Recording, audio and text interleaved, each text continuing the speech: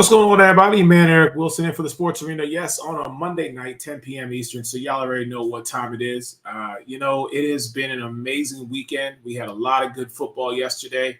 Things, unfortunately, did not go the way that I would have liked them to go. I was the guy.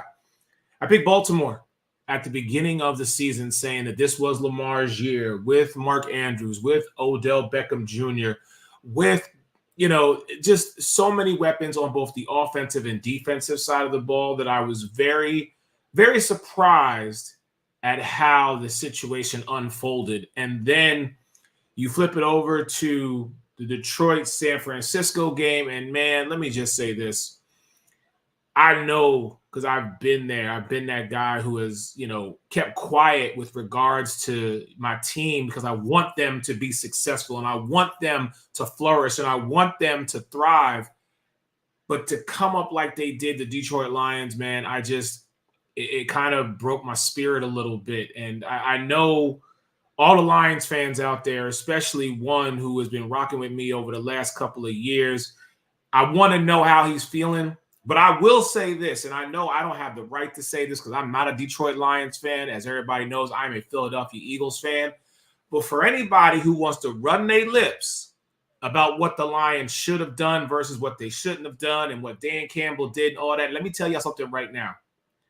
I'm going to gladly step aside and let the sports reporter without pay, Ray Lynn, show y'all why he is arguably the greatest debater and the greatest sportsman out there, because I have seen this man deal with so much, even from Eagles fans, and I'm like, we ain't got no reason to talk. Y'all need to shut up and go away and focus on what we doing in the offseason. You know what I mean? So I just want to fair warn y'all before we even get started tonight. Like, this is not the time nor the place to come with no foolishness or no BS, because that man has done so much as far as just being even keel with his team. If he let loose tonight because y'all want to be in them comments chirping, I'm going to sit back and let him do his thing. I'm going to tell you that right now. But with that being said, please allow me to introduce my co-host, the sports reporter without pay, the one and only Mr. Ray Lynn is in the building. What's up, man? What's up, baby? And then, of course, the left coast, the west coast. He's a Sun Devil, Jerry. Mike Carrot-Tenuto's in the building. Gentlemen, good evening. Thank you for being a part of this tonight. What up, what up? Yeah, it's going to be a long night. Now, for those who may not have seen the sneak peek that was done earlier today or have seen, the social media content that I have put out, I have to let y'all know that the Sports Arena is on NGBN TV. It is a network geared towards saving lives, particularly in men ages 40, 50, and 60. A lot of good content on there. We are blessed to be a part of this network. So a lot of good things in the pipeline. I can't share everything right now because real talk, I haven't even talked to my fellas about it, but you will see it as we progress forward. That being said, I want to start the night off and I want to talk to both of you gentlemen about one simple thing. And I have to ask this question. And Ray, I kind of know where you're at with this, but Mike, I kind of want to hear from you about this. Patrick Mahomes, I will not call him the greatest of all time at the quarterback position, but Mike Carrot-Tenuto, is Patrick Mahomes the greatest, as you would say, sir, of this generation with regards to the quarterback position? I mean, look, outside of Travis Kelce and how he carried the receivers this year, I mean, okay, the drops, we all talked about the drops. So, look, he had the one meltdown, with the referees, even though his player was offsides. We talked about that, Eric. But, I mean, how he delivers, what he can deliver, and I know, the haters will be out there, and I even said it last week, it's still – I don't care, I still think they beat Buffalo, but that's still intentional grounding. That was an intentional grounding, but it didn't get called against Patrick Mahomes. But as for his talent, it's funny you asked this, Eric, because I was just talking to one of my – unfortunately good friends who's my friend John, who I have the steak dinner bet with, the Cowboys Super Bowls. Yeah. But we were talking about Mahomes and he's like, he goes, I got to give you credit because you said when Andy Reid, he goes, I'll never, because we were at our fantasy draft and not his rookie year because he wasn't starting, but his next year I took him in our fantasy draft with my first pick because we start 2 QBs. And I'm like, dude, if Andy Reid's drafting him, I go, first of all, he had Alex Smith and he only had 1 year left on his deal. That's that. But I go, 90% of people talk about Patrick Mahomes didn't watch him in college and thought Andy Reid was nuts for trading up. There was a lot of online like, wow, you could have got Mahomes like in the 3rd round, probably. Who is this guy, right? Yeah, turned out well. To answer your question, though, I digress. Like at this point, like he's delivering. Like the whole mind games with that crap with Justin Tucker in the beginning. I don't even know what, like a kicker's not getting in anybody's head, nor is anybody getting in Justin Tucker's head. He's proved that. Like it was just dumb. But you start the game 11 for 11. I mean, like you put your defense out on the field first. Like who's not putting Patrick Mahomes out on the field to get points first, right, Eric? But I mean, look, everything he's done, and we talked about it. It's hard to say no. And I know Ray's always said like, here's Patrick Mahomes, and then you get right to that like next level with whether it is a healthy Burrow, Josh Allen, Lamar Jackson, and like he defies, and like the defense balled out. And I know we'll get to the game, but like anything like he does, it's like he's not that far off. Like making all the throws, like we've talked about, and even like Ray talked about. And I mean, look, Matthew Stafford did it for years, but because he was in Detroit, the arm angles, the craziness, like Lions fans knew about it. Teams in the NFC North knew about it, but he just brings it to a whole, like just such a different level that, I mean, in my lifetime, like I said, his arm obviously isn't weak. He might not have like the biggest arm or like the fastest release, and Ray and I take the same cue on this. Like winning is just not a quarterback stat. It gets thrown in as a quarterback stat, but this dude can, I mean, you're never down and out. The clock says 000 and they lost, then they lost. So Ray, you, as Mike alluded to, you have said, listen, across the board, it's Patrick Mahomes, and then everybody else. You could throw names in there: Allen, Burrow, Lamar. But Patrick Mahomes will always be the top. So, we always talk about expectation. Ever since he's been a starter, and we have said this numerous times on the Sports Arena, his basement has been the AFC Championship game. You can pencil them in for 11, 12, 13 wins. But I mean, this year, we actually kind of thought, maybe I did, I don't know if you did, we kind of thought there was a chink in the armor. Why? Because of Mike alluded to, there was the blow up that they had in that game, in the one game against, I believe it was Buffalo. Then, the whole Kadarius Toney situation with him, his foot being over the line or on the line, and clearly he was in front of the ball. They had to go on the road, not once, but twice. They had to go into Buffalo in the divisional round. They had to go into Baltimore last night. And yet and still, Patrick Mahomes, much to what we say about Lamar Jackson, when the obstacle seems or the goalpost seems to get pushed back, he just thrives. So that's why I'm asking the question. Given all of that, is he the greatest quarterback of this generation? I just want to say, you asked me a question and then spoke all my talking points before I could answer the question. I mean, yeah, that's not even, at this point, that's not debatable, right? That's not a conversation anymore, right? And how far-fetched it is, like where it's not even close anymore. Every single year, we're talking about somebody else who, man, maybe they're closing the gap on Mahomes, right? A couple of years ago, with that outstanding game we saw with them versus Buffalo, everybody was saying Josh Allen might be closing the gap.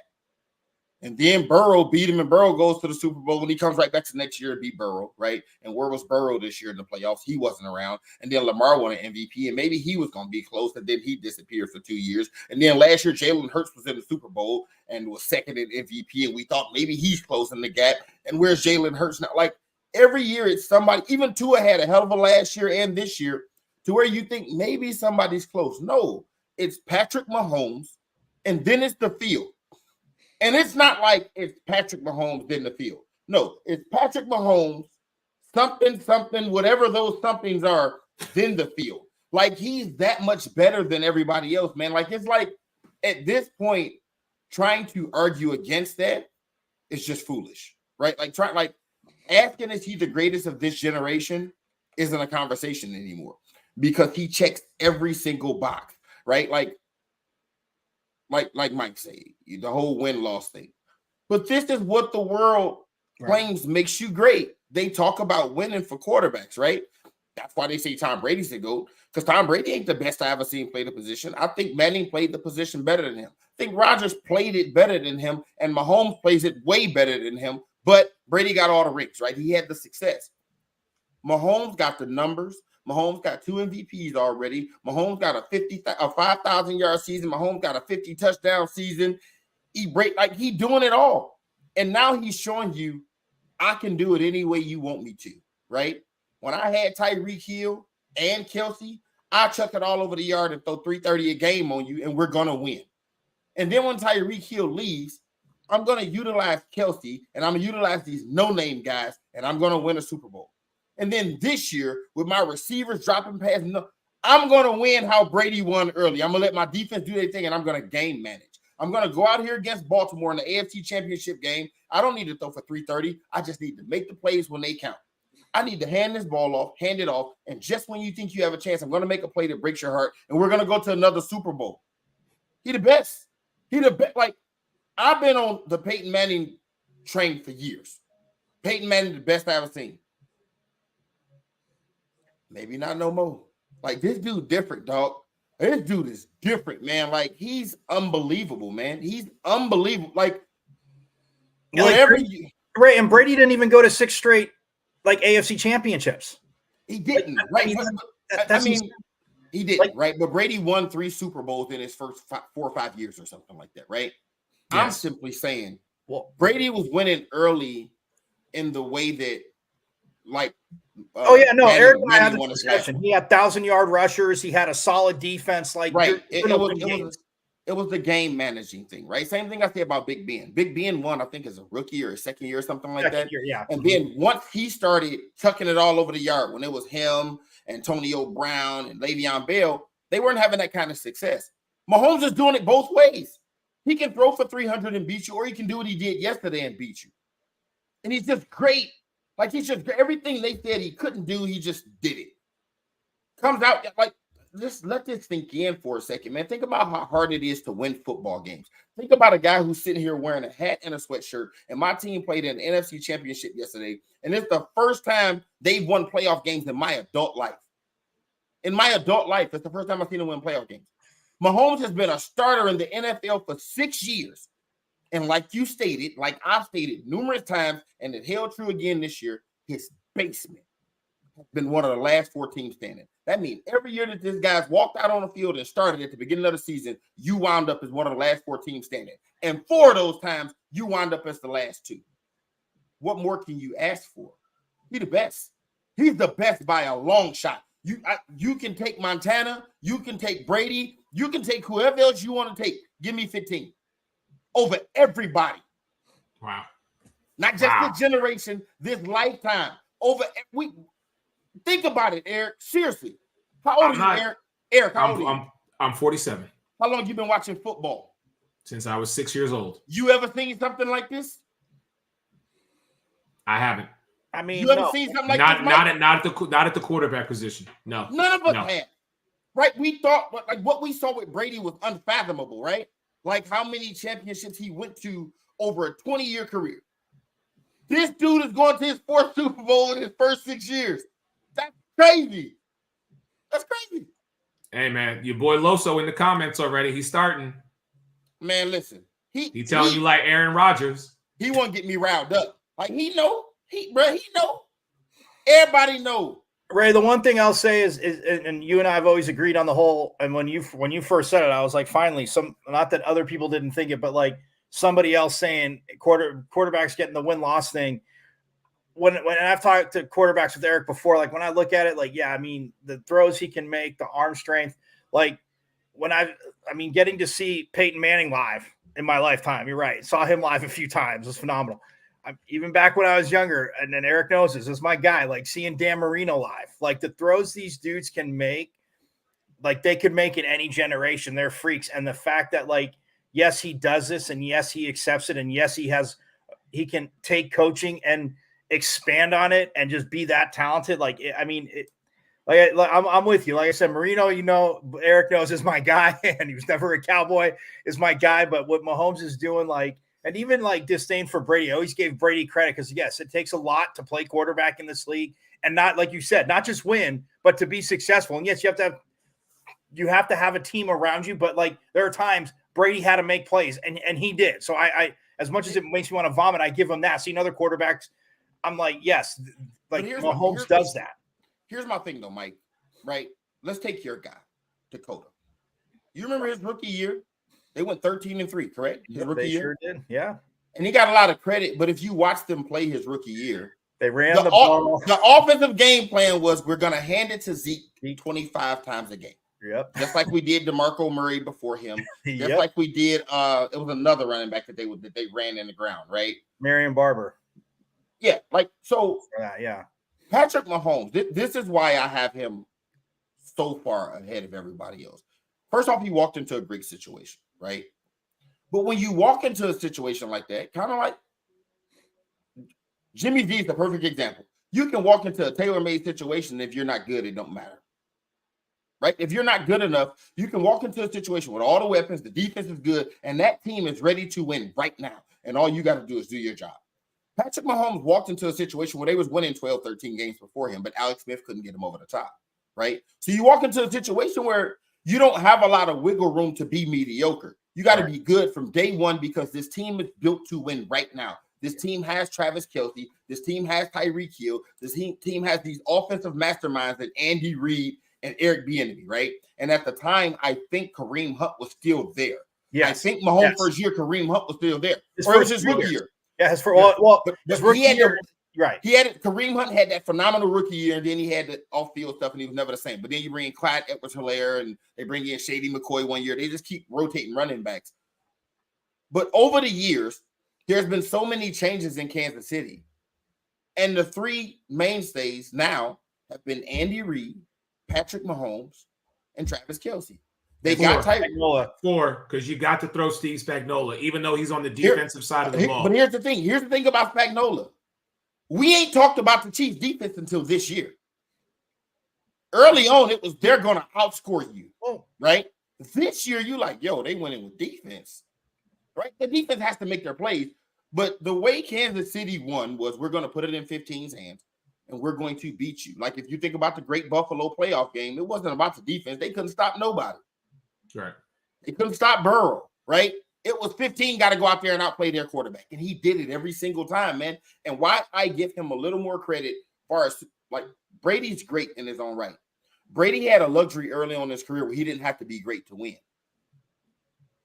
He had to show up and not lose the game. Mahomes had to be great for Kansas City to win, right? He had to step in and be better than Alex Smith. And from day one, he was that.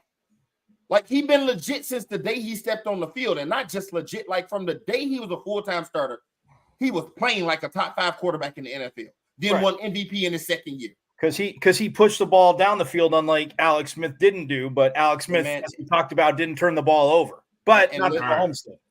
Fellas, we could spend an entire hour talking about Patrick Mahomes and his greatness, but we got a couple other topics, and I got my man Raphael coming in talking some prop bets. So we're gonna take a real quick break. When we come back, I do gotta ask this question. Hold on, let me get my start right here. Will Lamar ever host the Lombardi Trophy? More with the crew when the sports arena returns in just a moment.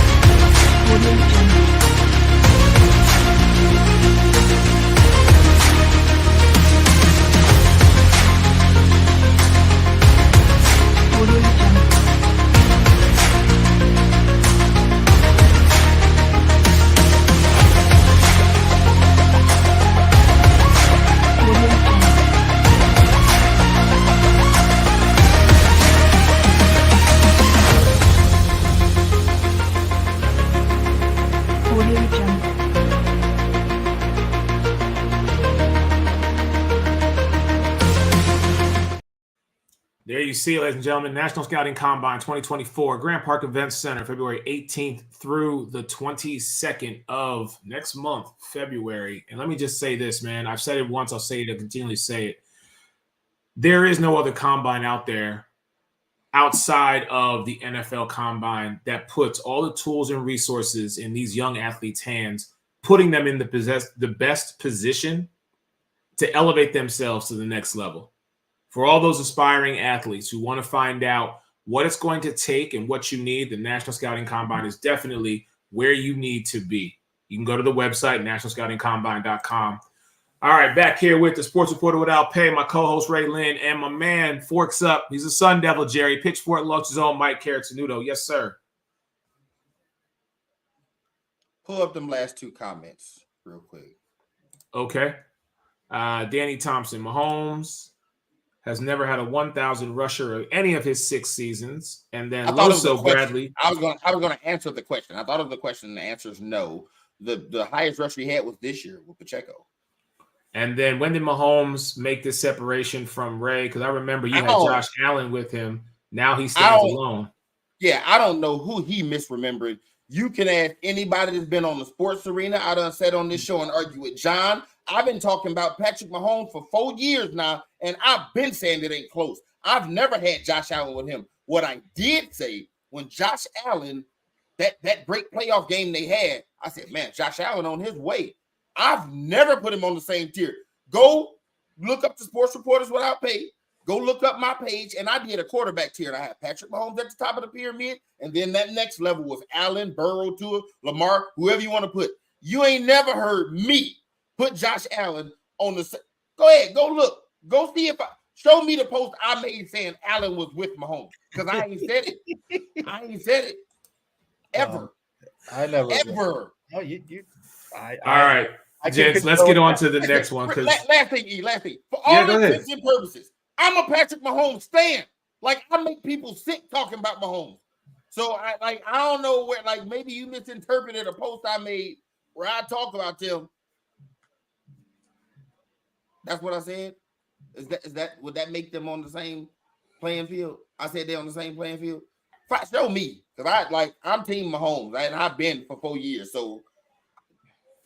Carry on. Speaking of teams, I've been on this man's bandwagon all season, but now I got to ask the question: will Lamar Jackson ever hoist the Lombardi Trophy? Mike Carrottenuto, will he? Will Jackson 5 ever do it? Oh, I'm saying yes. I think yesterday was huge education, and I'll keep it short because then we got it. But yesterday's huge education. It's the first time I've ever seen a John Harbaugh team be physical, but just be reckless and irresponsible. And I can't remember in the time that he's been there, they may have lost games, but it wasn't, I think of last season, the blown lead against Miami in the fourth quarter. But I can't say that he won't. I think it was education. I think if they're able to get back to the Kansas City Invitational next year, I think it would be different. All kidding aside, but yeah, I just think that the Kansas City Invitational. Okay, I got you, Mike. You go to 6 in a row. I mean, it's I get it. I get it. But yeah, no, look, I think he will. I think into what we were just talking about with Mahomes. These guys are at another level. I think you learn from that. But yeah, to me, sorry, Lamar's too good not to grow from that, learn as much as he's grown. And I don't think John Harbaugh, I think behind closed doors, he had to be more pissed off at his team for all those personal fouls. All right, Ray, same question. Will he ever do it? Will Lamar ever be not only in the Super Bowl, but winning a Super Bowl? And Ray gonna be a hater now. Like, I'm be a hater. What? No, man. So if he was ever gonna do this, right? This was the year. Right? Where everything was in place, and you went up against the Kansas City team that by their standards, right, wasn't what we've seen them be in previous years.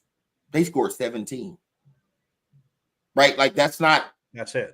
That's not what we've seen from Kansas City in years. Like, before you would say, man, if you want to get out the AFC, you got to go put up 30 against Kansas City. You got to outdo 15. And that wasn't that. And I don't know what happened yesterday. Anybody that's followed the Sports Reporter that I'll pay, you ever heard me talk? I gave Lamar a hard time for years. I think he had a phenomenal year, right? And for all the ball, I know a lot of Baltimore fans, right? A lot of them. And I will go back and forth with them about his ability and what he was capable of doing. And they blamed it on Greg Roman, right? And they get in this game yesterday, and for 3 quarters, he wouldn't throw the ball to a receiver. Everything was a dink and dunk to the running back, and I think it was 1 or 2 to Mark Andrews. If I'm not mistaken, he completed a pass to Zay Flowers late in the third or early in the fourth. Like it was unbelievable. And then it reached a point where it was like, okay, the thing that makes you special, you won't do, or they won't call the plays for you to do. Right. Like sometimes watching the game and listen to the announcers like talk, you like, yeah, like do what they saying. Like Lamar would run the ball, or they wouldn't call some RPOs, right? Shake it up some. It was almost like he and his offensive coordinator wanted to prove to the world that he could do what everybody said he couldn't do. Right? When you have this special ability, like Brock Purdy looked more like Lamar Jackson yesterday than Lamar Jackson looked like Lamar Jackson yesterday. Josh Allen was running it up against Kansas City. Like Lamar Jackson might be the most electrifying quarterback we've seen in terms of what he's capable of doing this season since Mike Vick. And then however you want to pick that, right? Whatever. I don't want to start no beef with Loso in the comments talking about we ain't. He already in there. Loso is in the comments tonight. I'm telling you, this brother is. He said first off, Lamar don't get no slack for running up against. I saw that. He says in my Ray voice. Yeah, nobody beat Taylor Swift this year. Now he's talking about who he throw the touchdown to, right? Yeah, the first touchdown when they scored 7 in the whole game, right? 10. They got the field goal at the end. I know. When did the first touchdown happen? When did the first touchdown happen? In the first quarter. In the first quarter. So that was to a receiver, right? Yeah. Yeah. Okay. So you get my point. It wasn't a lot of completion made to a receiver. Let's not hang on that rein trying to, whatever. So if I misworded that, cool. But it wasn't no bunch of completions. Is the point I'm making, right? And I don't know, man. I didn't understand that. So now, and when Loso said, I said Josh Allen and Mahomes was on the same, I had to go look at my Facebook page. I don't think I ever said that. But I did make a post saying the AFC about to be lit for years, right? And the post at that time that I made, I had a picture. I hope y'all can see it. Can y'all see it? Yeah, we can see it. Right? Mm-hmm. It's Mahomes, Josh Allen, Burrow, Justin Herbert, and Lamar, right? Well, now add CJ Stroud to the mix. Now add Tua Tagovailoa to the mix, right? And Justin Herbert, from what I think, right? He just got a real coach. He got a real coach. Thank you, Ray. Yes, thank you, Ray. And we're expecting a much improved Jets team next year. So the road don't get no easier, right? The road don't get no easier for Lamar Jackson. Like this was the year. No Burrow in the playoffs, no Herbert in the playoffs. They had a first round bye. Who did they smoke check in their second game? Who did they play? Houston. They played Houston, right? Yeah, they played Stroud, a rookie. Yeah, you get the rookie, and then you get by all accounts in this 6-year run of Mahomes. This is what we would consider offensively the worst version we've seen of Kansas City. This is one of those. I'm telling you right now. I'm letting you know, Loso is trying to find the receipt, bro. He is on a mission tonight. Yeah, he's not going to bro, listen. Even if I made up a post asking people, right? I've never thought that Allen was on his level. Like I've never, I might have called him number 2. Never said he's on his level. Anyway, moving on. I got you. Shout out to my nephew saying that he will actually hoist the Lombardi Trophy. Nephew, from your lips to God's ears, because I have continually been a supporter of Lamar Jackson. We both have, Mike. Yes, I know. And I'm sure we all have at one point or another, but never more this year. Maybe if they call him out as like a special presenter of the trophy. And all right. Okay, John Shearer. Okay, John Shearer. Seriously. This was the year. Right? Everything fell in place. They had all the pieces, right? You think Kansas City gonna look like this next year? You think they're not gonna go out and find Mahomes some more weapons? Okay, well, right. They are. Say that. Do you think? Okay, so Burrow comes back healthy. Cincinnati's not going to look the same. I mean, that whole division's murderer's row anyway now. And the wild card is Deshaun Watson. Right. I agree. I was gonna leave that alone because a 40-year-old Flacco came off the couch, exactly, balling over there in Cleveland. Right, exactly. But the point is, the AFC as a whole is super strong, right? But it still all go through 15, right? Lamar got to fight his way through them other dudes. Because think about it, when I said it's Mahomes, then everybody else is in the AFC. Yeah, everybody. Right, but Lamar, Burrow, Allen, Tua, Deshaun Watson, CJ Stroud, all in the AFC. Right. And guess who else coming back next year? That kid in Indy coming back next year. Antonio Richardson. Yeah. Anthony Richardson. Yeah. Aaron Rodgers in the AFC. Yep. Did you mention Trevor Lawrence? I didn't, man. He let the rookie come and take his division, dog. He don't get no talk around here. Come on. All right.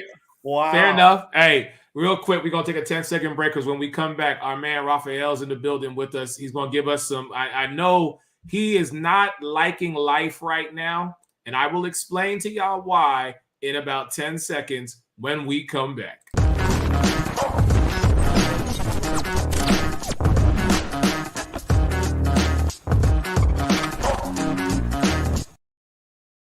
And joining us, it is Doc Sports Services. I call him the global prop bet man himself. Raphael is in the building. Raphael, your worst nightmare, sir, has come true because you said you didn't want it to happen. Well, the universe heard you and said, we going to make it happen. I shudder to think how many Taylor Swift bets you have had to endure thus far. I've probably done anywhere between I think I'm up to 50 right now. I've been relegating because I had to put all the other game props today. I had to put up, coin.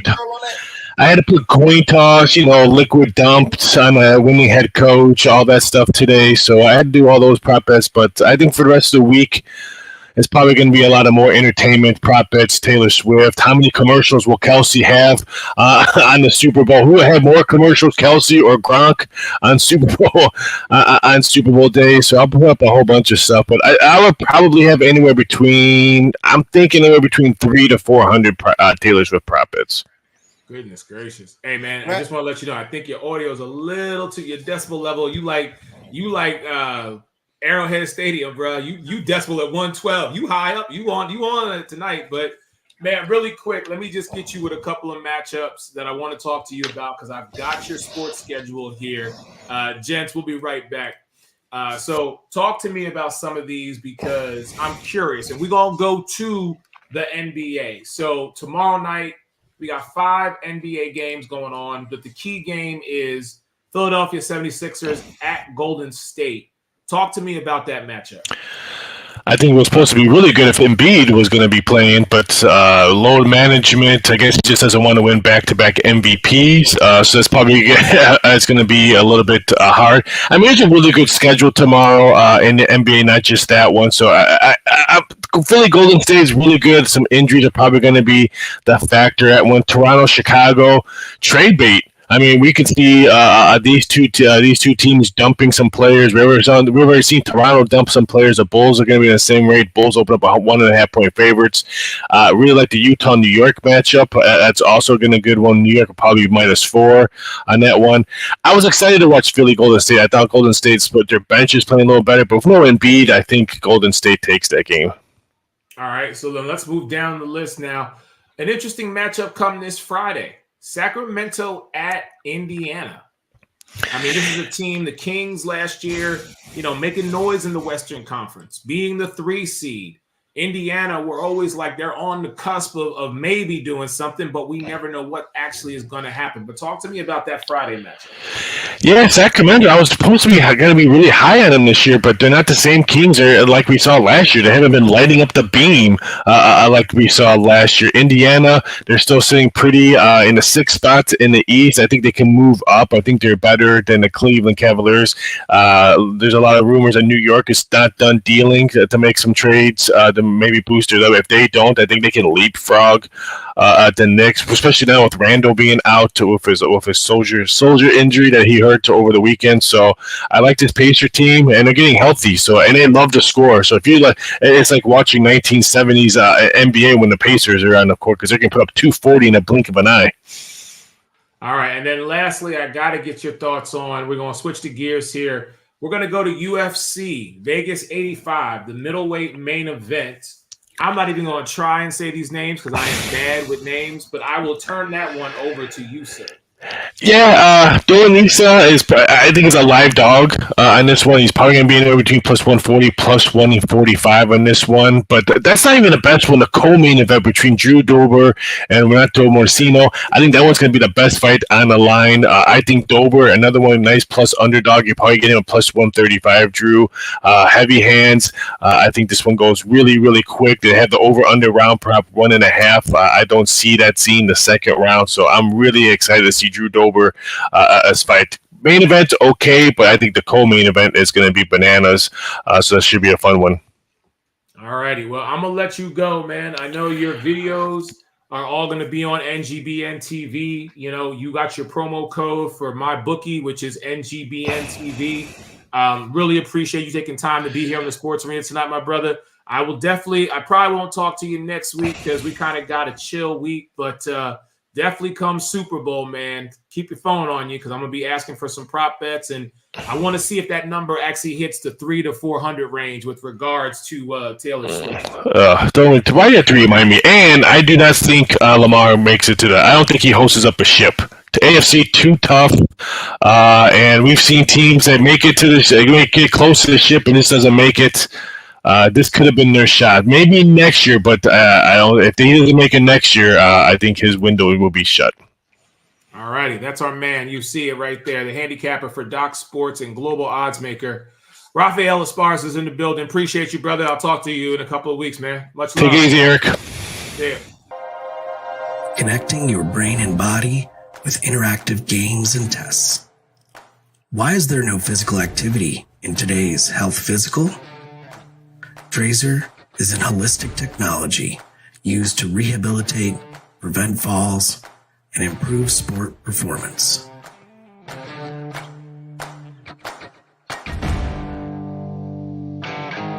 Trazer reports provide you, your clinician, your physical therapist, or athletic trainer objective data to make decisions on your health and performance over time.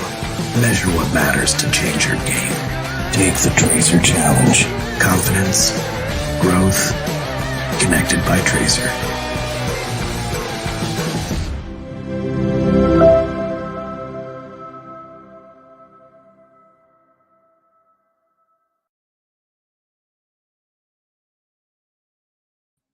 And welcome back into the Sports Arena. Your man, Eric Wilson, alongside a sports reporter without pay, Ray Lynn, and Mike Caratanudo in the building. All right, gentlemen, 2 topics left. And I was going to save this one for last, but you know what? I'm going to do it right now because apparently someone want to be in the comments tonight just continually talking and chirping at Ray. So I'm just going to do it. Ray, I need your thoughts on last night, man. I'm going to give you the floor. You don't need Mike or me or anybody else for this. This one's you because this is your team. And as I said to start the show tonight, you have always been a man who has been completely unbiased with this team because you've done so many articles and so much on social media with regard to your Detroit Lions.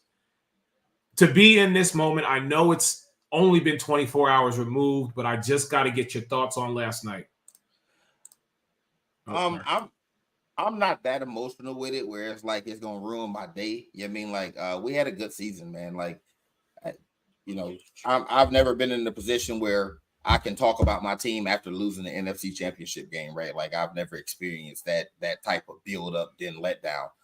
Last night was a whirlwind though, man. When we were up at half, I was like, yo, this is crazy. Like, this is crazy. And then everything that could have went wrong in the second half went wrong. I mean, everything.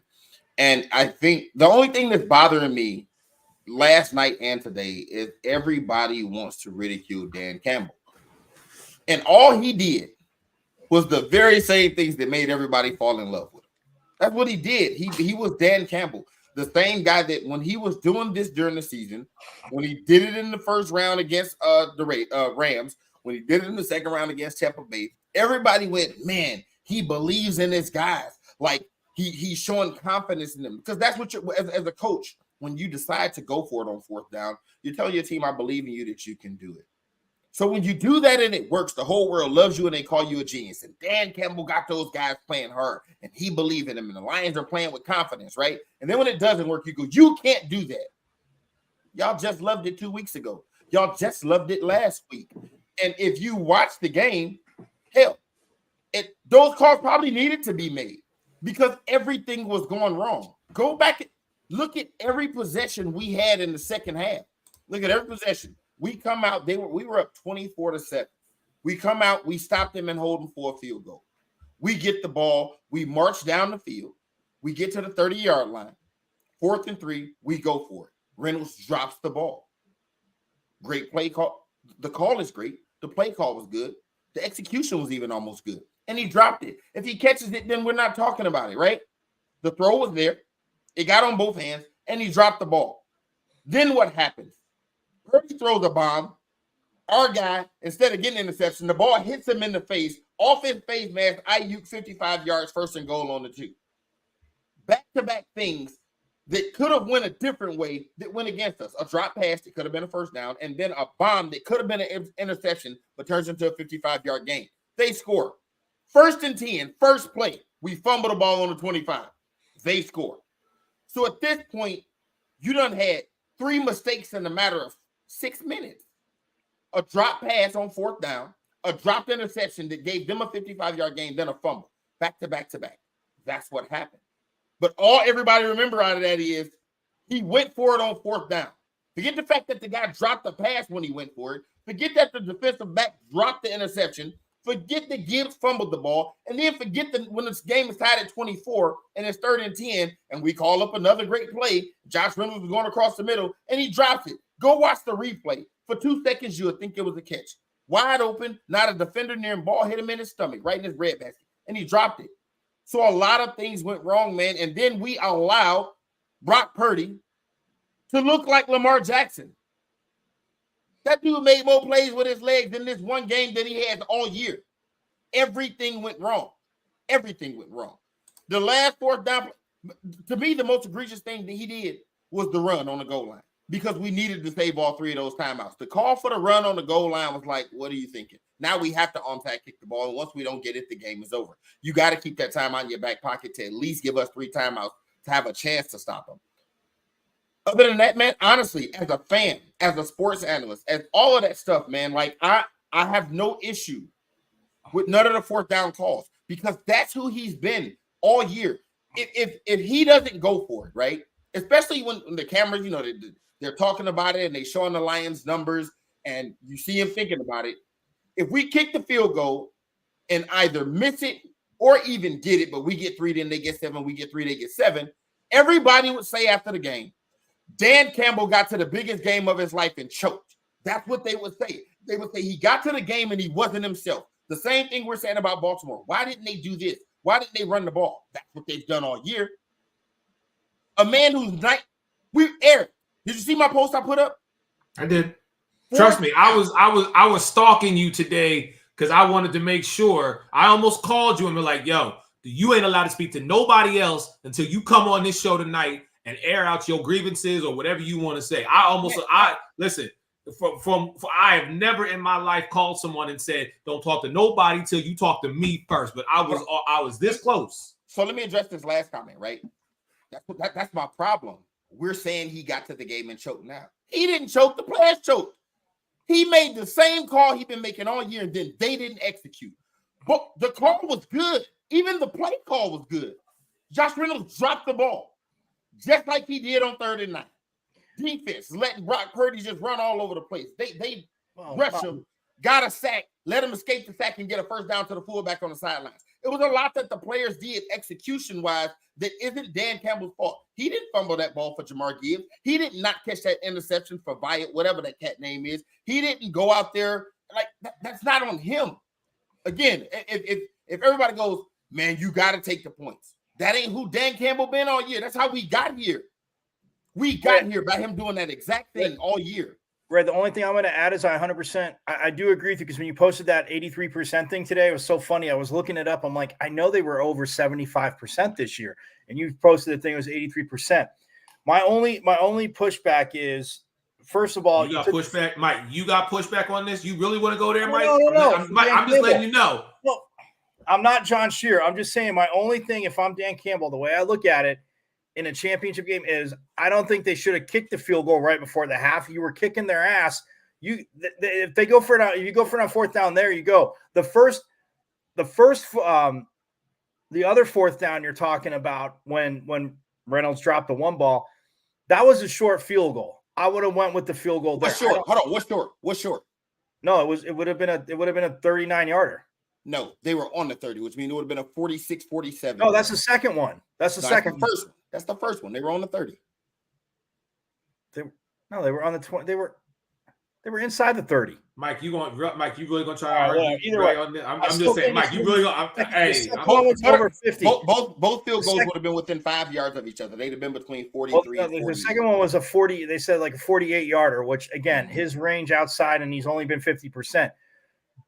But at halftime, when you kick the field goal there, my theory is he's been going for it all year. Like you just went for it last week. To your point, like you said, I'm going for the touchdown there to literally put the freaking start to like put the dagger in, because that to me is one thing where I think you can go for it on fourth down, but you don't always have to go for it, because in championship games, when you say, and again, where Reynolds dropped the ball in the longer one, I was like, the ball's right in his damn hands. Like, I don't understand. I'm like, what the hell happened? Because I was with you. I'm like, what a catch. And then all of a sudden I see the ball on the ground. I don't think I'm not saying fully out coach. I think you can do it, but listening to what a lot of coaches have said, like, yes, in the third quarter, I'm taking those points because, like you said, the back-to-back. But Mike, how we figure they guaranteed points? Tell me. Well, okay. Because I know the answer. Guaranteed. I just think that. Tell me what Michael Badgley's percentage is between 40 and 49 yards. Oh, he was 50%. In his career, he's 77% from 40 to 49. I'm not even going to cheat and include 50 yards. I could say beyond 40, he's about 50-something%. I'm going to leave the 50 yarders out. From 40 to 49, which is where both of those field goals would have came, he's 37 for 48, meaning he's missed 11 times out of 48 tries. 83%, which is what we were on fourth down and 3 and less this year, 19 and 23, is better than 77%. So everybody going to take the points. Hell, take the first down. The odds are in our favor to get the first down, more so than him making it from 47. Percentages, right? Would you rather Steph Curry shooting a free throw or LeBron James? Steph Curry is a high free throw percentage shooter, right? I would rather go for it on 4th and 3 as the Detroit Lions, where we went 19 for 23 this year on 4th and 3 and shorter, than let the guy who's 77% from 40 to 49 kick a field goal. Yeah, but the one on the 40 to 49, it was longer. It was longer than 4th and 3. It was 4th and 7. Both were 4th and 3, Mike. When the Amon-Ra St. Brown drop was a 4th and 3. 4th and 3. For incompletion. Mike, why are you trying to argue with this man? I'm not arguing. I'm trying to save you, Mike. Stop it. I'm trying to save you. I just have heard a lot of coaches that have gone to championship games the first time, whether they've gone for it on fourth or not. And I'll ever call you by your full name. Michael, you can't just not take the points at some point. Mike, because I trust him. You just said he trusts in his guys. I get the percentages and what everybody's saying today. I'm saying I was all the one that didn't get to Amon-Ra St. Brown that fell incomplete. I was all for going for it on that one. I'm just saying the other one. At that point, you take points because you still go back up 17 when he hits it, because his extra points. I mean, granted, okay, it was 30. I get it. It's 33 yards, but he's freaking crushing them. All right, Mike. Here, how about this? Because I gave you his career numbers, right? I gave you his career numbers. Somebody in the comments, y'all over there talking, Mike, you Tell me how many field goals he made this year between 40 and 49. Oh man, they mentioned it yesterday. I mean, I don't. He's not Brandon Aubrey. One out of how many? One field goal. He came to the team late anyway. He wasn't playing for nobody. He was sitting at home all year. We picked him up off the streets.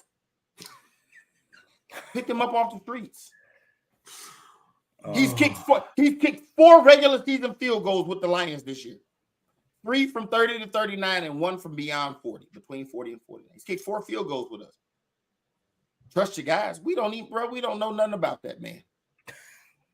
What we do know is in his career, he's not very good from 40 to 49. Listen, man, and bro, we could have had. Well, no, I ain't gonna say we could have. We had Justin Tucker. I might be feeling a little different, but based on I was gonna say what we've done, man. Like, bro, I don't do the Monday morning thing where it's like I don't either.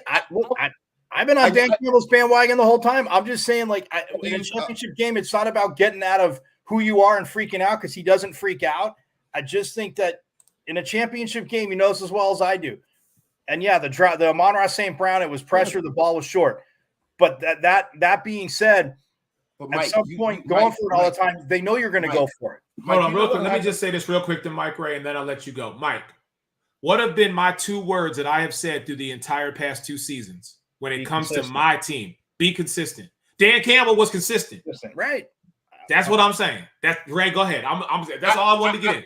My thing is this, Mike, regardless of what sport it is, regardless of what the decision is, as a coach, as a player, if I'm going to go down, if I'm going to lose, if I'm going to go out here and die, it's going to be my way. Meaning, I'm not going to get to, see, the dog agrees, I'm not going to get to the championship game and all of a sudden, it's like a boxer who has a style and then he goes, okay, because I'm fighting this guy, right, I'm going to try this particular style. And it's like, no. Okay. Dance with the girl why you bring. kick the field goal right before the half on the 3-yard line? 3-yard line.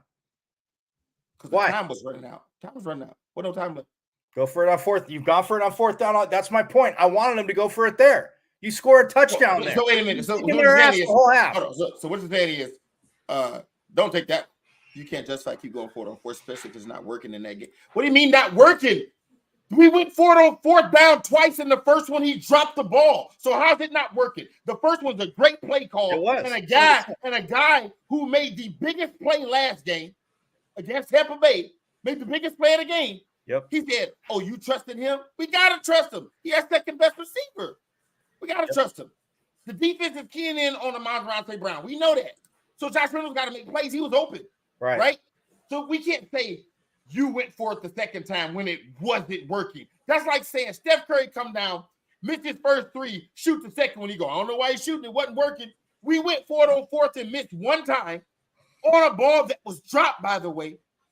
And you go, it wasn't working. Okay, he missed it. I don't agree. I'm just saying, set the touchdown before half. Again, man. There's no way to me they don't get a touchdown before the half, the way they were owning the Niners. Listen. If you know why we was all mad at Kobe for that game 7? Like, bro, I don't care what nobody say. Shooters shoot. You Kobe, you shoot. Right? Against Phoenix. When he didn't shoot the ball. Right? That wasn't game 7, though. That was definitely was it game 7? Whatever it was. I think it was game 7. No, it was game like 4 because I still had another game after that. Point being, right? You don't get to the biggest stages and then change your MO, right? Again, like Loso said in the comments, we saying he choked now. Had we went for 3 and the kicker missed it, right? They'd be going, oh, well, Dan Campbell got scared. He'd been going for it on 4th all year. Why not now? Because that's what people do. Like, it's no matter what you do, if it doesn't work, they're going to ridicule you. So if we kick the field goal, because everybody keeps saying you got to take those points. Ain't no guarantee he's going to make them. Y'all ain't never seen this man kick a field goal outside of 40 yards. I know because I just looked at the numbers. He made 1 field goal to shoot 40 to 49. I'll concede that to you, but why not go for it at half? You arguing a different case. That was a chip shot field goal. And you had 3 touchdowns, and you probably would have had a 4th the way they were playing. You arguing apples and oranges. We took a chip shot field goal to end the half to say, let's go in up 17. Late in the game, when you're at the 30-yard line, that's a coin flip. It's a Right. coin flip. And it's a coin flip that we've been willing to take all season. We're inside our own 30. Even if we miss it, they got to go 70 to score. Let's take our chances. And it went against us. Everybody mad at that. Nobody's mad that Gibbs fumbled the ball. Nobody's mad that the defensive back missed the interception. Nobody's mad that Reynolds dropped 2 crucial passes. Nobody's mad that I don't know who the hell Goff was throwing that ball to on the last 4th down. Nobody's mad that the defense let Purdy do whatever he wanted to do. It's all because Dan Campbell went for it on 4th down. Well, and Christian McCaffrey had a big second half too. Yes, Mike Patton, you're right. I don't want to have to hear about the crappy 49ers for the next 2 weeks either, but that is you got to. So do I. So just, Yeah. you know what? Let's keep it moving. Yeah. All right. Last topic of the night. Speaking of the San Francisco 49ers. And again, thank you to Loso for bringing Ray out of his comfort zone tonight because I was waiting on this one. I knew it was fitting to happen. I promise, bro. I never love and hate somebody so much. Like, that's my guy for real. Like, Oh, it's like me and Mike. Okay. That's my guy, though. It's like me and Mike. I never loved and hated somebody so much, but that's just how it is. Anyhow, last topic of the night. Speaking of Brock Purdy. Where you get that from? We only went for it on 4th and missed twice. Go ahead. Is Purdy finally relevant? Ray, Brock Purdy, is he finally relevant? He was relevant before this game, man. He was relevant Okay. before this game. Now, it depends on what you mean by relevant. Brock Purdy's a starting quarterback in the NFL, a very good one at that. He came in and proved that, again, I said he had the same pressure that Mahomes had. Now, he's not no Patrick Mahomes, but he walked into a situation that was tailor-made to win right now. So the one thing you have to do in that situation is not mess it up. And you can't say just anybody could do it because Jimmy G or Trey Lance couldn't do it. Trey Lance had less of a chance. We didn't get to see a whole lot of them, right? But Jimmy G walked into that same tailor-made situation with those same guys. Now, you add Christian McCaffrey, and that is a whole different beast. But the San Francisco run game was already what it was, right? But C-Mac is like next level. But you walk into a situation with Christian McCaffrey, with Deebo Samuel, with George Kittle, and for 2 years I kept saying, I don't know why y'all keep talking about Brandon Ayuk. Well, we know why everybody's talking about Brandon Ayuk now. You know what I'm saying? He's a Sun Devil, Jerry. Sun Devil's up, right? Like, so he walked into that situation, man, and all he had to do was not mess it up, and he did a little more than not mess it up. He played. Make sure we hear what I'm saying correctly. He played at an elite level, right? Do I think Brock Purdy is elite? Probably not, right? And that's because I use that word very, like, it's like if everybody's elite, then what's elite, right? You can't have 10 elite quarterbacks, ain't but 30 teams with 32 teams, right? So you can't have 10 elite quarterbacks. Ain't but 4 or 5 of them, to me, that's elite. And Brock Purdy ain't under none of them dudes none of those dudes in the AFC I talked about. He's not better than, like we already said, Mahomes is in the stratosphere by himself. He's not better than Josh Allen. He's not better than Tua. He's not better than A-Rod still playing. He's not better than Brady. He's not better than Lamar. He's not even the best quarterback in the NFC. Down year, but Hurts still like that. You know what I mean? And that guy, Dakota, for whatever people want to say about him, right? To me, those are the 2 best quarterbacks in the NFC is Dakota and Jalen Hurts. Is Matt Stafford still in the NFC? Yes. Right? He getting old, though. That's your quarterback too, Ray. I put Matt Stafford. Yeah. I almost started to wear my Los Angeles Rams shirt to this show tonight. But I mean my Detroit Rams shirt from that year. But to your point, man, Purdy's really good. But I'll agree with that. We done argued all night. I'll agree with Lo. So it's probably 10 quarterbacks better than him, right? Like right now, you're starting your team. Are you taking CJ Stroud or are you taking Brock Purdy? CJ Stroud. Why you got to do that? Again, man, That's a good question. Listen, and Mike Patton's in the chat, and he's a 49ers fan. This isn't an indictment on him. It speaks how talented the league is. It's a lot of really good quarterbacks. So is he relevant? Yes. He's about to play in the Super Bowl. And he's not playing in the Super Bowl like some of these quarterbacks that was carried, like that Tampa Bay team and that Ravens team in the early 2000s. No. Purdy put them boys on his back yesterday against my team. I watched it. He was the X factor in the game. When the rest got there, he beat him with his legs. He did everything. To he's piggyback really off good, that, man. Yeah, I was going to say to piggyback off that real quick is that the second half of the 2 biggest games of the season, which were the last 2 for them, like he completely balled out. And that's the thing, like when we say like relevant, and I'm not going to get in the whole spiel. What did the Hall of Famer Kurt Warner say? Every quarterback's a system quarterback. Coaches, coordinators, they have systems. Yes. Are guys athletic and can they make plays and can they be in different systems? Sure. But coaches are going after a quarterback for a reason. Now, taking him in the last pick, Mr. 262, Mr. Irrelevant. But yeah, Loso's comment, like, yeah, you walk into a situation and you can't, screw it up. Like, there are a lot of quarterbacks that could have screwed it up. And like you just said, Jimmy G, I mean, still, they went to a Super Bowl with obviously no Christian McCaffrey, but had a running game, and Jimmy G, and obviously had a lead and fell short against the Chiefs. Now they're back there again. And Brock Purdy, I mean, everything he does, again, we don't have to annoy somebody. It's his second year, okay? So we're going to say like this, Mahomes, second year in the league, played as a true rookie. And granted, he got hurt last year against the Eagles, but he's been in back-to-back NFC championship games. So, yeah, he's damn relevant. He's a lot more than a system quarterback. Listen, I'm not saying the brother's not relevant, No, but I got to ask the question because – but here's the hate. thing. The reason why I asked that question is because of the title that he was given, okay? Yes, you were picked number 262. So what was your title? Mr. Irrelevant. He has now – before it was – the Brady six, the six quarterbacks who got picked before Tom Brady. And Tom Brady was picked 200. And it was always like, those six guys who came before Brady. Six rounds. There were 6 rounds of guys. Right, 6 rounds. Sorry, 6th round pick, 200, whatever the case may be. But now it's like you're taking the very last pick, meaning out of the 300 athletes who get invited to the NFL Combine, okay, 262 of them get drafted. Brock Purdy's the cutoff. But he's the cutoff. Right. Okay. Picks 263 to 300. You better hope you get a phone call. Brock Purdy was the last name on Saturday of that year's draft that was picked.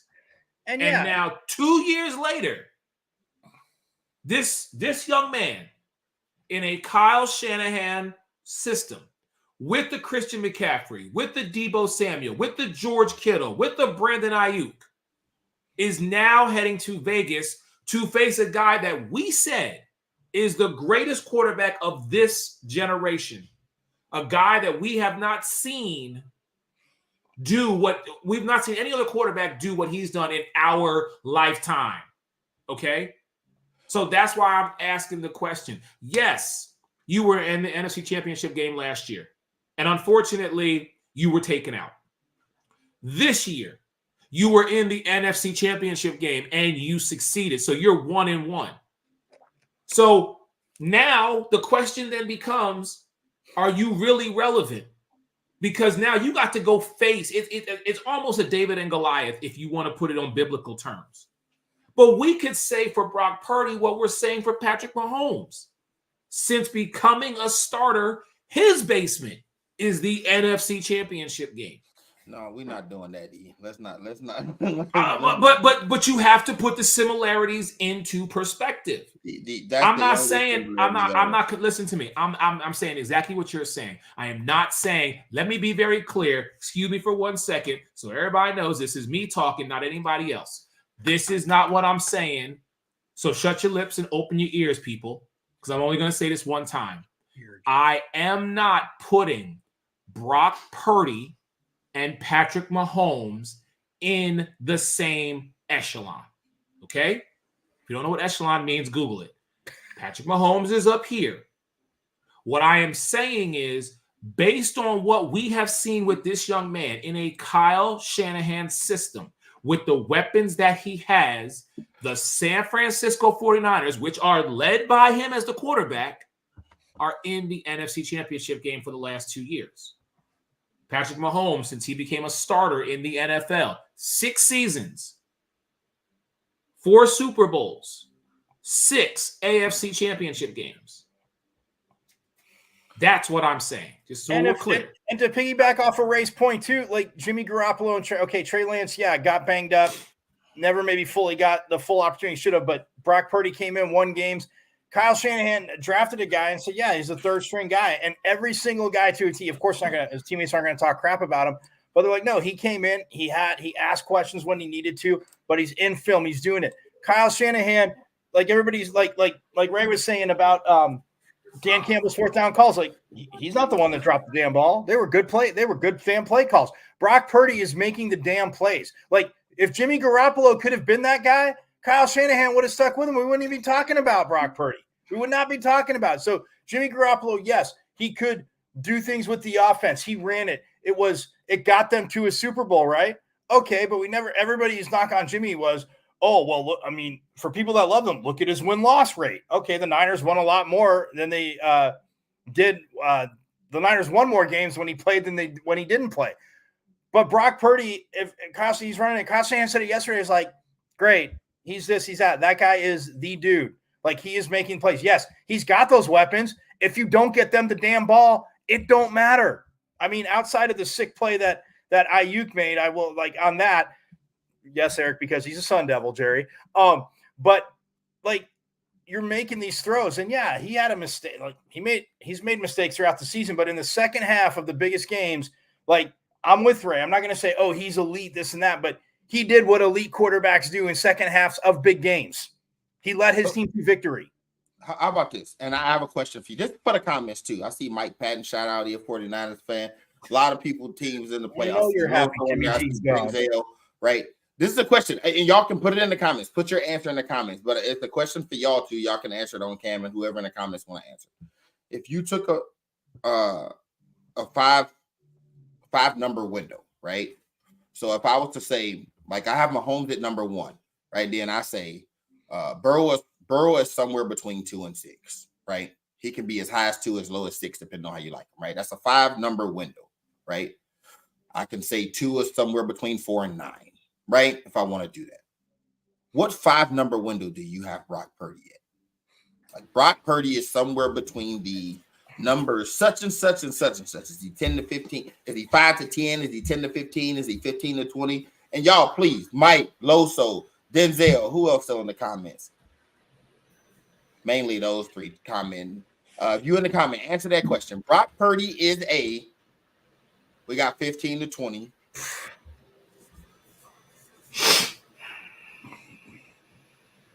Here, let me help you out, E. I'm going to say 10 to 15. I'm going to say 10 to 15. I'm going to help you out. No, I can't even. Oh. So let's just we can go by division, right? We can go by division. So we got from 10 to 15s and we got 15 to 20, right? So yeah, Mike and Eric, I'm gonna start. And I think I can do this, right? This is impromptu. We in overtime, folks. We in overtime. Yeah. I'm gonna go by division. And I'm gonna name the starting quarterbacks, and y'all simply say yes or no, right? Yes or no in regards to, is he better than Purdy? Yep. Or is Purdy better than this person? Purdy, right? Okay, I got you. Is Brock Purdy ahead of this person, right? Sure. We'll start in his own division. We'll start in the NFC West, right? Gino. Yes. Stafford. No. Kyler Murray. Yes. That's kind of crazy, but I get it. All right. NFC North. Jordan Love. But if you have to be told in your contract that you need to study 4 hours, I don't care what you do on the field. I'm sorry. They took that out. You'd be nice. I can't let that go. I just can't let that go. I really want to see if we get through this, right? So NFC North, Jordan Love. Yes. Kirk Cousins. Yes. He's not better than Kirk Cousins. And that's crazy that E is saying that, because I'm thinking to myself, man, if Kirk Cousins was in San Francisco, but so we got a half and half on that, right? Jared Goff. He just beat him yesterday, man. I can't. Yeah, no. San Francisco beat Detroit. I'm gonna go no. No. He's not. No, he's not better. No, I don't. Oh. Not yet. But he's not better than Goff. No. Justin Fields. Yes. Right. With all the disrespect in the world, can we just skip the NFC South? Yes, please. Thank you. Sure. We can skip the NFC South. With all the disrespect. Does anybody want to make a case for Baker or Derek Carr? I mean, they're just journeymen, and I have to listen. Yeah, Baker's more a journeyman. Carr, but Baker had a hell of a year. I'll give him that. Mike, come on, man. We met Baker. He's a cool guy, man. We met him at the Rolling Stones party. We did, and he. Oh, this light is annoying me. I just want y'all to know it's really. I'm sorry. That's what we're gonna do for now. Yeah, all right, skip the South. So we're gonna skip the South. That leaves us NFC East. Dakota. No. No. We're not even playing those games. You're not better than Dakota. No. Hey. He's not better. I said no. He's not better than Dakota. No. Not yet. Jalen Hurts. No. Not yet. We can skip the other two. He better than Right. whoever, right? So we did the NFC East, West. We skipped North, the South and we we did skipped the South, right? North. Let's go Yeah. to the AFC West. Okay. Mahomes, no. Herbert, No. no. Russell Wilson. Yes. I wouldn't be mad at that. Listen, No. Wilson got something to show, dog. We on 3 seasons of hey man, what the hell, right? Like but let's backtrack real quick. So we had Stafford, Dakota, And Jalen. Hurts. And I put Goff. Goff. Goff, yes. Well, I didn't put Cousins. I put Cousins. Yeah. I didn't go right. And it was the people in the comments that felt some kind of way about Kyler, right? Then you get over to the AFC. Mahomes, no. Herbert, no. I skipped the other two in the AFC West. I'm okay with Jimmy G and Russell Wilson. I'm okay if you got him past him. that puts us up to 7. We get to the AFC East. Josh Allen, no. 2, no. Aaron Rodgers, no.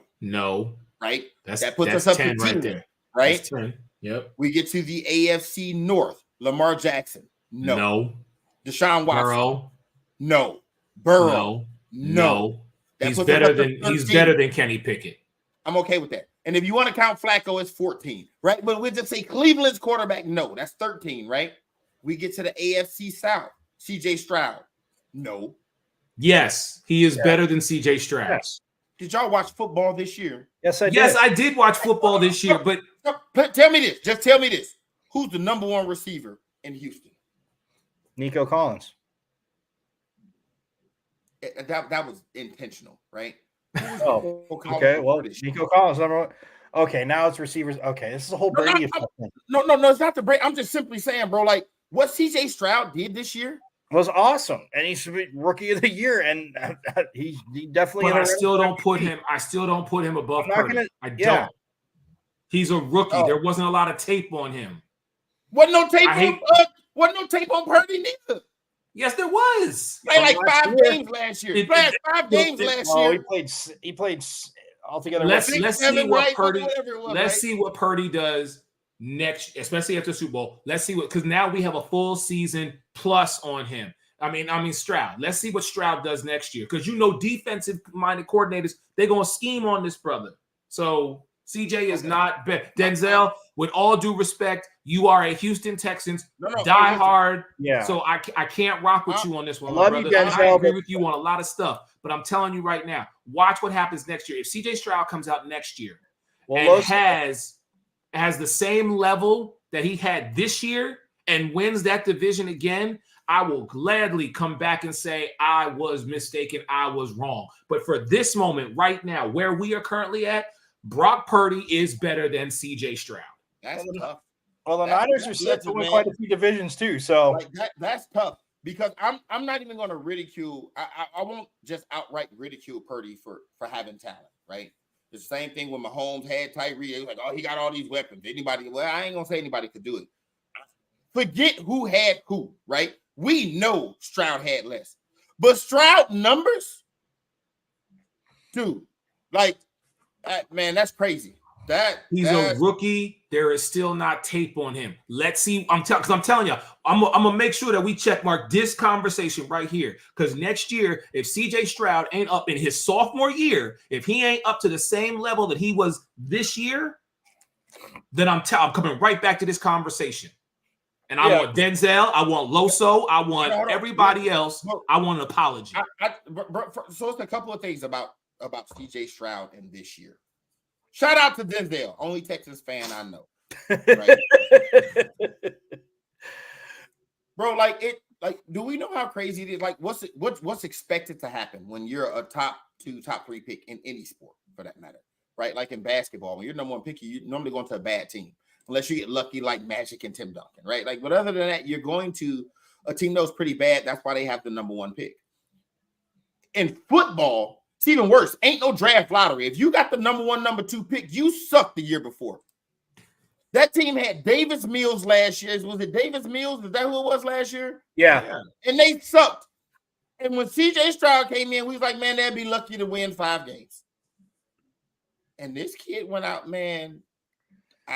Listen, man. Ray, I respect what the brother did, man. I respect what DeMeco Ryans did. Listen, if anybody out of the 3 of us, more so than Mike, has been a hater on the Houston Texans from top to bottom, it has been me, okay? And I have had to admit that I had to go out there and say, you know what? Damn what the front office and management have done. At least on the field, they are putting a product that is worthy to be watched, that is worthy to be paid attention to. I got nothing but love and respect for CJ Stroud, DeMeco Ryans, and the football team. Not the front office, not ownership, not management. The 53 men that are on that field, the practice squad, and the coaches. But I'm telling you right now, he is not better than Brock Purdy. Not right now. We hardly ever disagree. Like to the point where I'm like, yo, you bugging.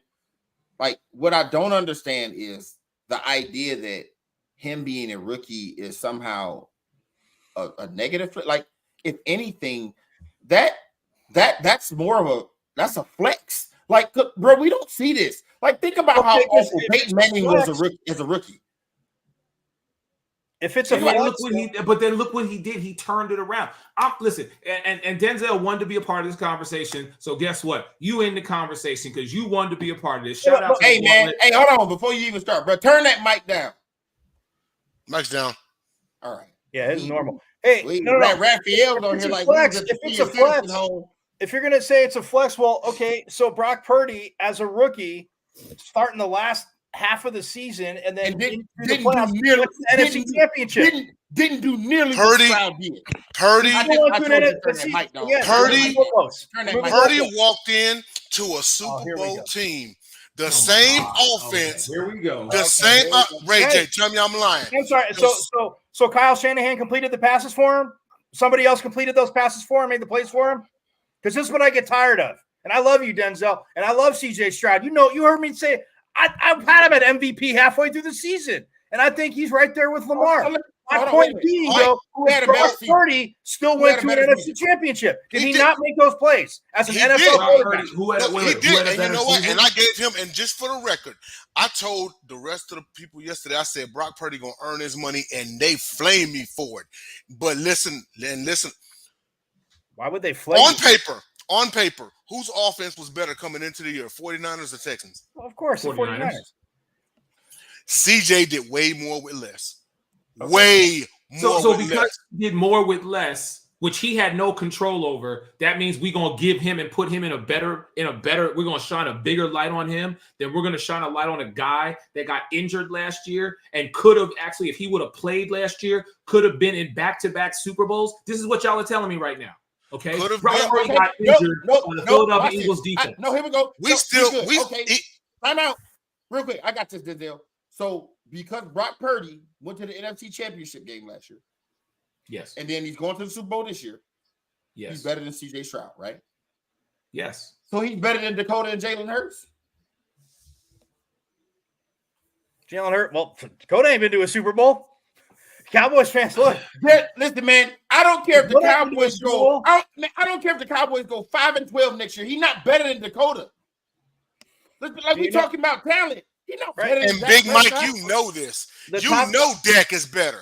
You know he's better than Purdy. Sure, in the regular season, all season long, even this season, he can't deliver in the offseason. Mike was trying. That's why I asked that question. Mike was trying to maintain his unbiased. Like, well, maybe Eric was like, "Oh hell no!" Like, bro, come on, man. Like, I don't want to make this a Brock Purdy, like, we're going to chop his head off type thing, man. He just beat my team. He played well. I mean, he played phenomenal yesterday. But when you really start looking at how talented the league is, man, you can make the case that he's not a top 15 quarterback. And I don't think if you're going to go off of physical talent, neither was Tom Brady. Seriously. And I've been saying that for years. Okay. So, but at some point, my point's been he still had to make the plays. I don't care. Yeah, you could have Christian if you can't throw the damn ball, you could put 10 guys in the box. And as great as McCaffrey is, he ain't going anywhere. The Eagles did that last year. So okay, it's not like overall this is an indictment on Brock Purdy. We said he didn't play well. Everybody said he played well, right? But if we're going to compare apples to apples, he just wasn't better than CJ Stroud this year. Like that to me. He had I more don't even yards think than it's him. debatable. He had more yards and threw more touchdowns than him. He had more yards. He played more games. CJ Stroud played 2 less games. Oh, so now we're going off with. No, I mean, you made a statement. You said he had more yards. Who had more yards per game? He had more yards per game. Okay. He led the league, and he had 273 yards per game on average. He led the league.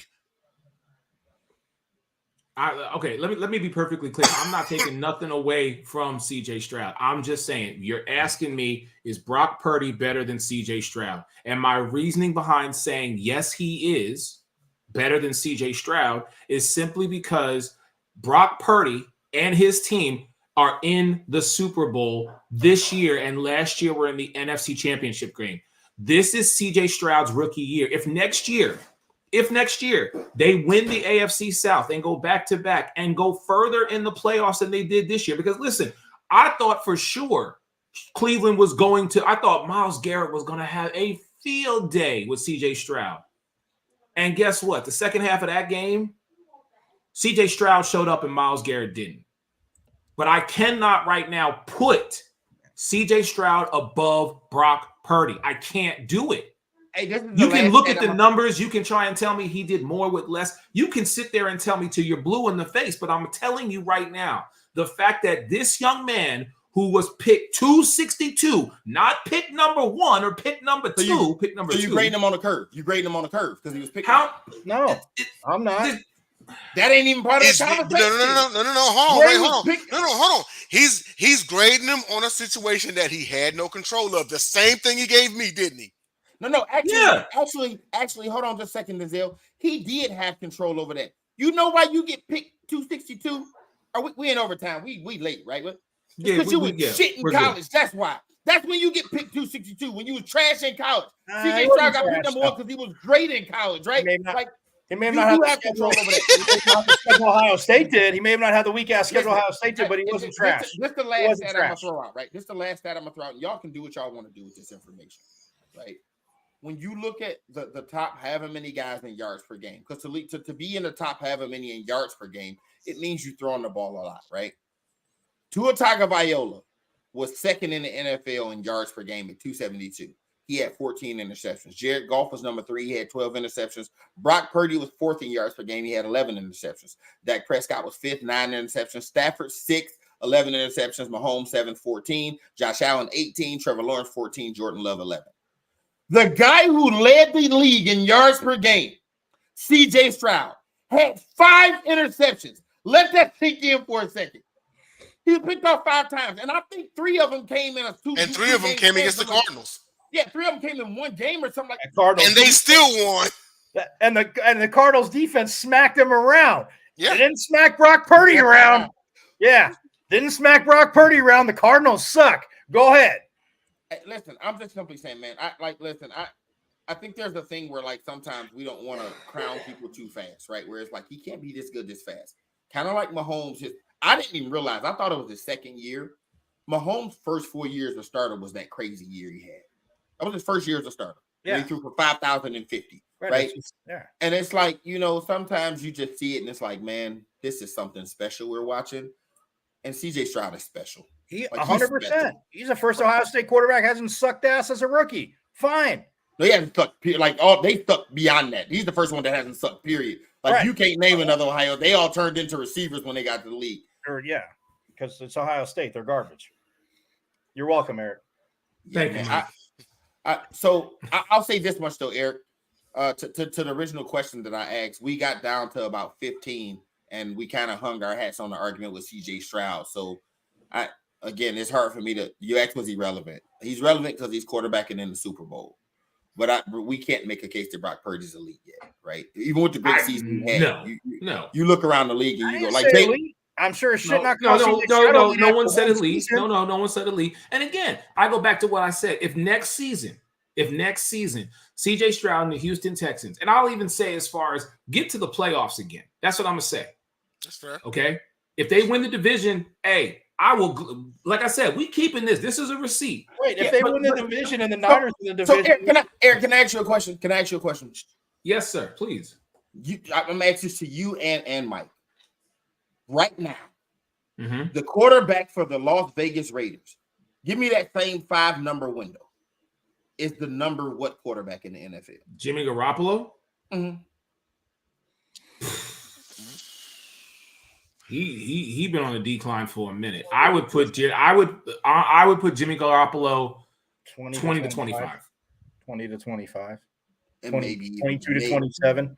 Maybe 22-27 sound more like right. Like you can take the whole NFC South, right, and somebody else, right.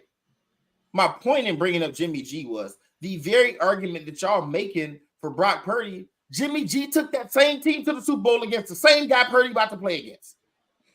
Not the same guy. Not the yes, the 49ers, but not the same team, obviously. And Purdy's making more plays and throwing less picks. No, I said earlier. Brock Purdy's better than Jimmy G. We saw that. Oh yeah. The same way Mahomes came into the situation and was so much better than Alex Smith. Brock Purdy has been that much better than Jimmy G. But that wasn't no high bar neither, right? I'm simply saying if our argument is, man, we got to give this guy props. Look, he's going to the Super Bowl. Jimmy G went to the Super Bowl with that same team. Yep. And to me, what Stroud did with that team is more impressive than Purdy going to the Super Bowl with this team. No. All right. Even your team, you know your defense. You know you had a sick defense last year. It was top third in everything in the AFC defensive rank. What Lovie Smith left them in the closet. That defense wasn't the issue, Mike. Yes, he did a lot, but their defense didn't suck, Ray. So we are the three of us, not just Dale because he's a Texas fan, right? If we being honest with ourselves, we're gonna be 100% honest, right?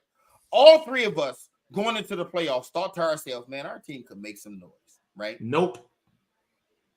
We being for real. Like you could. I'm being for real. Nope. In hindsight, and y'all did. I'm not. No, this ain't in hindsight. I knew going into that Tampa game, if we pulled one out, it would have been the only game. Let's say week 11 then for you. Before week 11? Yeah, I knew we was gonna make noise. Right? Yes. And y'all was just in the Super Bowl last year, right? Yep. Philly and Dallas, and even my Lions are super talented, complete teams, right? I think our secondary leaves a lot to be desired. We're a very complete team. We're good on both sides of the ball. Yours and our mine front seven is really good. We run the ball well. We pass the ball well. Our offensive line is phenomenal. 1, 2, and 3. We don't have right. Yeah. Let's be honest. Mike, Eric, who the team you ain't want to see? Be for real. Yeah, I didn't want to see Detroit. I said that. Listen, okay. I said I don't want to see Detroit. That's exactly what I said. I know this much. When the playoffs were shaping out, man, I kept looking at those standings going, man, we're good. Philly's good. Dallas is good. But these boys in San Francisco different. I ain't never said that. I said that. I knew San Francisco was a complete team, but I said this since week 12. I said it. I told y'all 2 years ago when you, the Detroit Lions fan, was like, nah, man, they just gonna fall back and do what they do. I said to you, when teams were still trying to establish an identity, Detroit knew who they were 2 seasons ago. I do not want to see the Detroit Lions. You believed in my team before I did. I will give you credit. Hey, I did too. I'm saying, all year, it's been very evident that the San Francisco 49ers were the most complete team in the NFL. We're talking about a team that was last year good enough that we thought they could have went to the Super Bowl, or a team that went to the Super Bowl a couple years ago. Added the best running back in football. They had a guy who we thought was the best Swiss Army knife in football in Debo. People forget 2 years ago that man 1,600 yards receiving or something like that, right? Mm-hmm. And then Ayuk evolves. Greg Kittle is easily the second best tight end in football. Yep. Yeah. We're not even talking about the other side. Most complete team in football, right? Yep. So you put a quarterback who's capable, like Purdy's very capable, into that mix. Jesus Christ, they supposed to be like. I'm just saying, and it's not enough. How great did Bosa? And I know this is painful, but how great did Bosa look in the second half? Because in the first half, you guys kind of had your way with him, right? Man, he looked about as good as everybody on Green Bay looked against. I mean, my bad. No, I'm not picking on you. I know you. He had to do that. I just know that outside of Mike Patton in those comments, right? Everybody on this camera, y'all team was gone before mine. Let me live. You know what I'm saying? Let me live. Dog. No, yeah, he looked great, man. And they looked they looked like the San Francisco 49ers in the second half. And the proudest moment for me in the game, when they came out in the second half, I was like, bro, they're gonna come out playing with their hair on fire. I just knew it. They probably felt like we gotta score when we come out. And we held them to a field goal. And I was like, they're in trouble. They're in trouble. And then everything just went downhill from there, man. It was like watching the Cowboys, honestly. That's what it was like. It was like watching. I saw those. And it's crazy, Ray, because when J-Mo had that 42-yard touchdown run, I was like, and then they went up a quick 14. I was like, yo, they are punching them in the. I was watching the game with my mom. I was like, they are Mike Tyson slugging them in the mouth right now. Like, it's looking bad already. It was horrible. I know we're out of here. Eric, I know we're gonna do Yes. another show. Is it too? Yeah, no, we'll do a whole nother Super Bowl preview show. We won't do picks. Oh yeah, of course. But can we talk about this though, real quick, just very quickly? You're good. And it's worth talking because he's on here. How crazy is it, man? We talk about evolution, right? Last year we had the Super Bowl with Jalen Hurts and Mahomes, right? And you look at the landscape, think about all those names we was just naming. It's becoming less and less a thing now, man. Where you looking around the league, a lot of dark folks under center that's pretty good, man. This is not going to be a thing much longer, man. It's not. I think it's going to reach a point where we're not going to be talking about, man, can you believe? Like, no, yeah, you can believe it, right? Like we gonna just for the sake of this conversation, we claim Tua, right? We claim Tua, Lamar, Patrick Mahomes, Sean Watson, now C.J. Stroud, Kyler Murray, Dakota Prescott, Jalen Hurts, Justin Fields. It's becoming where it's like it's not going to be a thing to say a black starting quarterback. It's not going to be a thing, man. But you know what's funny? You mentioned that because Richardson. I forgot about Richardson. Yeah, he got to come back next year.